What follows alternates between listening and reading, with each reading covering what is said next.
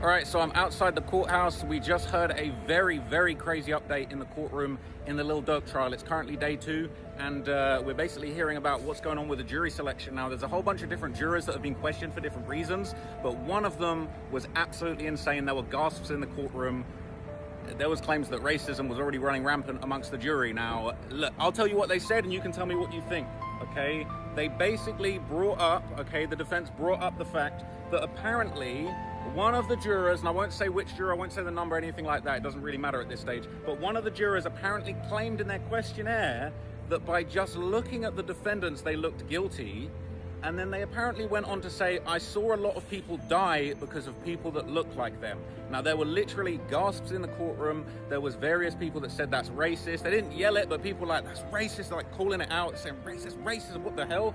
And after that, the judge said something very interesting. Now, I'm sure everybody is going to be reporting about this statement that was made. I don't think the judge was condoning what was said. I don't think the judge was backing the racism in any sort of way. The judge has been very fair and impartial. But what the judge did say is he said, look, I'm not going to disqualify this juror immediately. I'm going to make further inquiries. He said, unfortunately, due to the climate in America and due to the, basically a lot of these opinions and things that are spread around America, a certain way of thinking, he says, unfortunately, he didn't say this, but he inferred that maybe due to institutional racism, certain groups, obviously all the defendants in this case were African Americans, certain groups being persecuted. He said it's very unfortunate and sad, but many Americans do feel like these defendants might look guilty. These defendants might be of a certain background that does have guilt presumed against them. He wasn't condoning it, but he said that he will inquire further.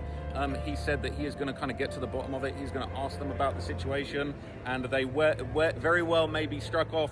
And he said something along the lines of like, I could basically strike, potentially, depending on how they respond to these questions, I could strike them off and put them on a much more boring civil case. So I don't think that's any kind of punishment, but it sounds like if there's really a racist juror and that they are asked and questioned about their opinions, it's possible that they might come back and say, no, what I meant to say was that, I felt like I could be impartial because I've been convinced from years of brainwashing that, African Americans are more likely to commit crime due to the racist reporting that's been made for years and the ignorance that spread through society. They might be allowed to stay. That would be crazy.